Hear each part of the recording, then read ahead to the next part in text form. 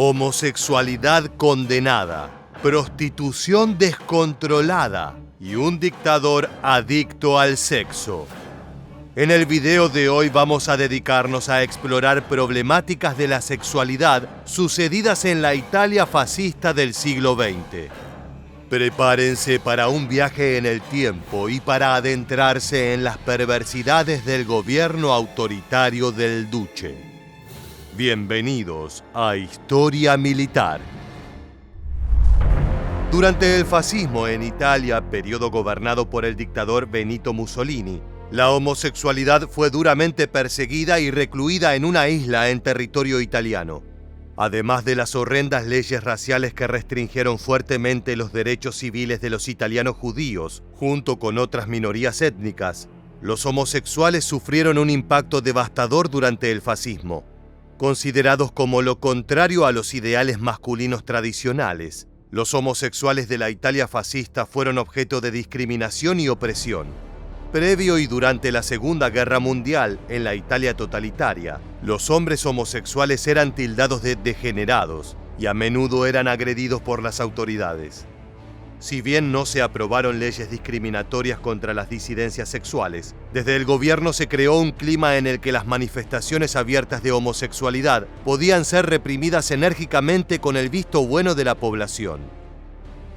Las declaraciones de las autoridades de ese entonces son escalofriantes.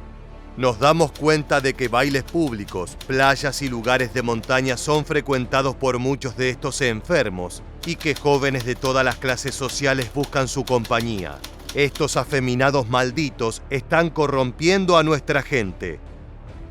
Con esta mentalidad retrógrada y violenta, las autoridades estaban decididas a detener lo que ellos entendían como una propagación de la degeneración y así contener una aberración sexual que ofende la moral y que es desastrosa para la salud pública y la mejora de la raza. Por esta razón, los hombres gays se escondían, como relata el siguiente testimonio. Si teneva sempre nascosto, se ne parlava con scherno, con smorfie, che non era possibile dire io sono omosessuale. Según las supuestas buenas costumbres, estos hombres de orientación sexual diferente eran un mal que necesitaba ser atacado y quemado en su núcleo. No solamente les generaba rechazo la comunidad gay en sí, sino también el hecho de que los homosexuales socavaban la imagen que el dictador Benito Mussolini quería proyectar de la masculinidad italiana. El fascismo era considerado por los propios como un régimen viril. Por eso los italianos se veían a sí mismos como hombres fuertes, masculinos y de una raza superior. Ellos consideraban imposible que la homosexualidad pueda existir en un régimen fascista, ya que Mussolini consideraba que esa condición era un vicio extranjero importado de Alemania o Inglaterra, que no tenía nada que ver con la sangre italiana. Entonces la estrategia fue encubrir el tema tanto como fuera posible. Así fue que en 1938 decenas y decenas de hombres que se creía eran homosexuales en Catania fueron detenidos y enviados al exilio interno.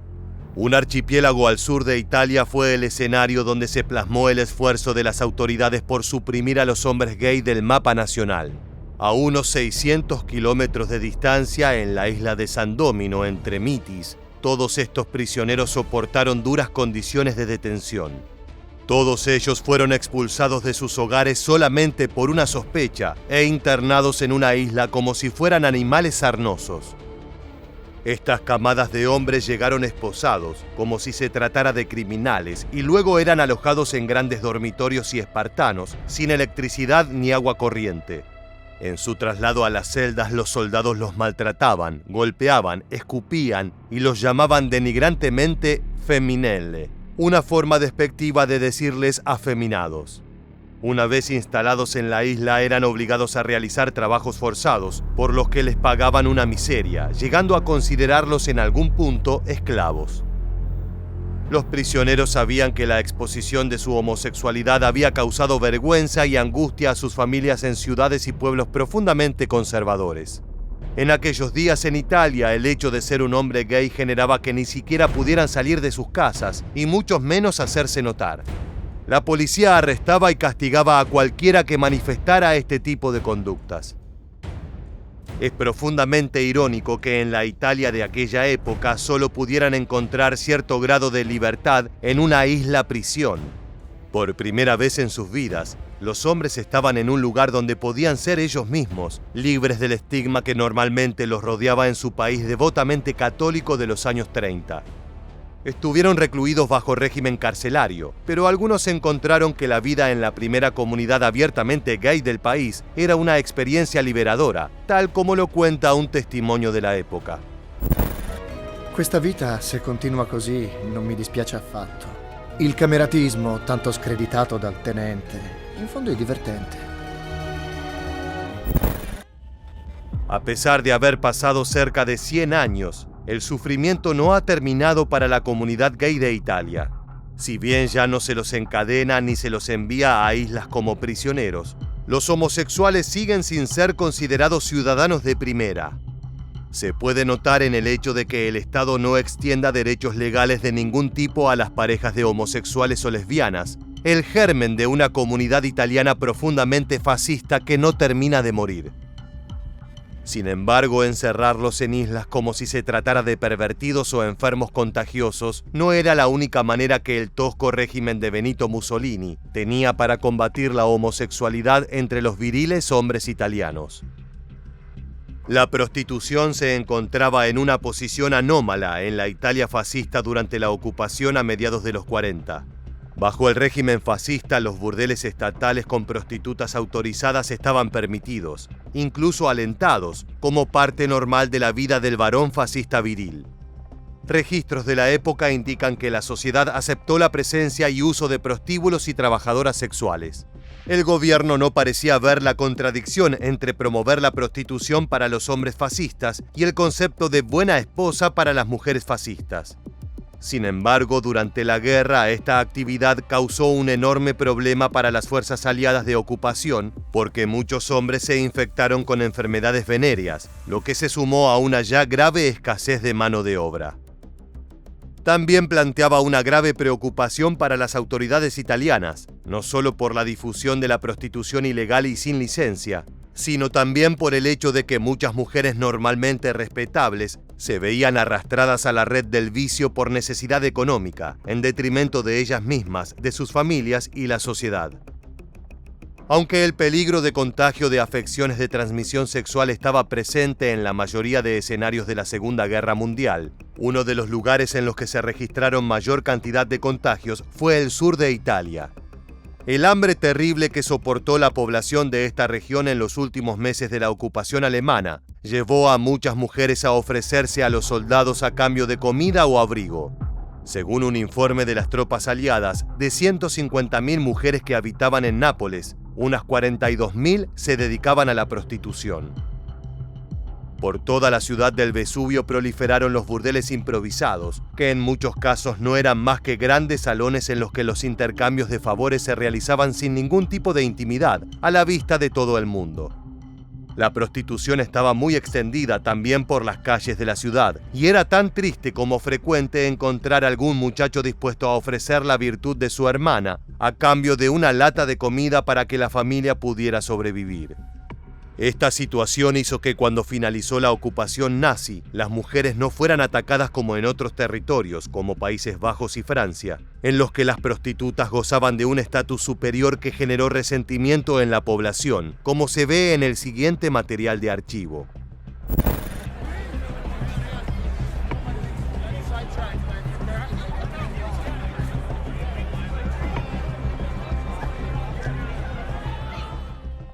La promiscuidad reinante en la época provocó una violenta epidemia de gonorrea entre las tropas aliadas en el invierno de 1943 y 1944. Las autoridades militares alarmadas reaccionaron llevando a cabo una intensa campaña de concientización, aunque esta no fue suficiente para que los soldados tomasen las precauciones necesarias. Dentro de esta campaña, un elemento se revelaría un tanto polémico para el soldado que lo pusiera en práctica. Se trataba de un pequeño folleto impreso en italiano, en el que se podía leer en grandes letras: "No estoy interesado en tu sifilítica hermana". Ese panfleto debía ayudar a los soldados a esquivar las tentaciones que a diario se les ofrecían por la calle, pero en realidad se convirtió en fuente de inesperados conflictos. Las tropas, al no dominar el idioma italiano, en ocasiones mostraban directamente el papel a algún napolitano que los abordaba por cualquier otra razón o motivo. Al leer la referencia poco considerada hacia su hermana, que sin duda se trataba del insulto más ultrajante para un italiano meridional, la ofensa era contestada con una vendetta inmediata. Esto provocaba ataques y matanzas entre locales y tropas aliadas que se supone debían liberarlos. Esta sobresexualización de la sociedad italiana, ya sea en forma del fomento a la prostitución o de la figura del hombre italiano como un macho viril y proveedor de satisfacción para las señoritas, tenía un solo y único responsable: Benito Mussolini.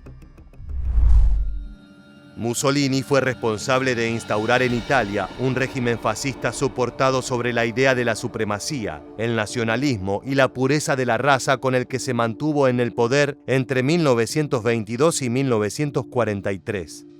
Más allá de su fijación vinculada a lo sexual, de ser considerado un depravado o un adicto al sexo, lo cierto es que la fama de amante desenfrenado y símbolo libidinoso del duce era bien conocida en toda Italia durante su tiempo en el poder. Es más, su atractivo sexual era una forma de imponer su dominancia. Si ningún hombre podía igualar sus hazañas en la cama, ningún hombre podía disputarle el poder. Ese razonamiento básico y masculino era con el que manejaba el duce su relación con el poder y el sexo. Los grandes dictadores de la historia, más allá de lo político, suelen esconder algún que otro lado oscuro también en la vida privada. De Adolf Hitler, por ejemplo, se ha escrito bastante acerca de sus conductas sadomasoquistas o incestuosas. En lo que se refiere a Benito Mussolini, sin embargo, cada vez salen a la luz más documentos que certifican las obsesiones sexuales del duce en relación a las numerosas mujeres que pasaban por su despacho. El dictador italiano era un obseso del sexo, un enfermo de comportamientos brutales. Para el líder fascista, hacer el amor era sinónimo de violar y su deseo sexual resultaba insaciable. Los descalabros amatorios de Mussolini han sido referenciados en numerosas biografías y las memorias de su chofer sostienen que el dictador tuvo relaciones con más de 7.000 mujeres durante su mandato. Según revelan testimonios de la época, el sexo con el dictador era fugaz. No duraba más de 5 minutos, tiempo en el que él no se preocupaba en absoluto por el grado de satisfacción de sus acompañantes ocasionales. Se comportaba como un animal en celo. Su manía de grandeza era tal que trataba de evitar a las mujeres fuertes o con cierto espíritu de iniciativa, porque era algo que lo anulaba e inhibía sexualmente. Él necesitaba dominar dentro y fuera del dormitorio. Le gustaba el sexo enfermizo, siempre que fuera él el que tomara en todo momento las riendas de la relación. Una especie de 50 sombras de Grey a lo fascista, donde todos los términos de la relación los decidía el propio duce. El dictador tenía una costumbre abusiva y perversa. Diariamente llegaban a su secretaría cientos de cartas de amor provenientes de todo el territorio italiano. La correspondencia era discriminada en 2 categorías: cartas de mujeres nuevas y cartas de mujeres conocidas. Las segundas eran descartadas y con las primeras se hacía un nuevo filtro que dejaba una lista de nombres para que la policía hiciera averiguaciones para corroborar los atributos físicos de las candidatas y verificar que esa relación no pusiera en riesgo de alguna forma al líder supremo. Luego del chequeo, se le mostraban sus fotos a Mussolini y las que él seleccionaba se invitaban a que compartieran un momento íntimo con él. De todas estas mujeres, una amante en particular fue su gran amor, Clara Petacci. Ella era su confidente y su concubina de cabecera, por la que profesaba un devoto amor, que en ningún caso lo detuvo para satisfacer su gran apetito sexual con muchas otras mujeres, de las cuales Clara tenía pleno conocimiento. Es más, fue precisamente su diario uno de los registros históricos que permitieron retratar para la posteridad el carácter del dictador, a quien describe como poseedor de un apetito casi bestial cuando se trataba del sexo, como explica este historiador en base a un diario que llevaba Petacci.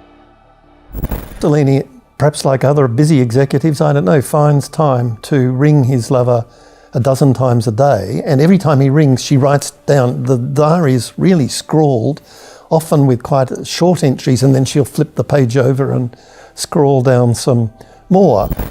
A Clara la conoció en 1932. En ese momento llevaba 17 años casado con su segunda esposa, Rachele Guidi, con quien tenía 5 hijos y de quien nunca se divorció. Él tenía 49 años y la joven Petacci apenas 20. Al principio solían encontrarse en misa los domingos para luego pasar toda la tarde teniendo salvajes relaciones sexuales en la oficina de Mussolini, costumbre que quedó registrada en los diarios de la joven. Lo beso y hacemos el amor con tanta furia que sus gritos parecen los de un animal herido. Petacci describe los encuentros de sexo con el dictador como un acto casi barbárico, jactándose de que a veces ambos duraban horas copulando hasta que Mussolini le dolía el corazón. Esa furia de amante animalesco la expresaba el mismo Mussolini en su manera de dirigirse a su joven amante, quien lo anotaba entre fascinada y asustada en su diario. Te amo con locura, quisiera devastarte, hacerte daño, ser brutal contigo. ¿Por qué mi amor se manifiesta con esta violencia? Siento la necesidad de aplastarte, de hacerte pedazos, un impulso violento. Contigo me convierto, soy un animal salvaje. Ella contaba con una habitación propia en el Palazzo Venezia, donde el duque instaló su gobierno. Además tenía guardaespaldas y chofer propio, como si se tratara de la primera dama. Clara fue la única que podía disputar el amor que hasta entonces había sido de su esposa Rachele, quien también conocía plenamente las andanzas de su marido, pero las aceptaba como una necesidad carnal más que como una marca de infidelidad. El sesgo de machismo que tenía a la ideología fascista es claramente distinguible en estos aspectos de la pareja del autoritario líder italiano. Algunos autores afirman que Mussolini tenía algún tipo de enfermedad que lo hacía obsesionarse constantemente con el sexo brutal y violento.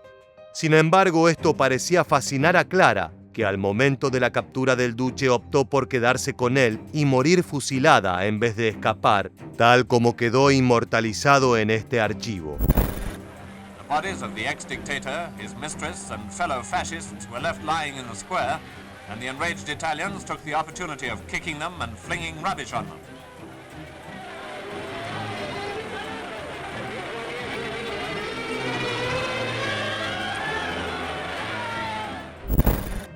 Estas han sido las impresionantes y depravadas historias de la sexualidad durante la Italia fascista.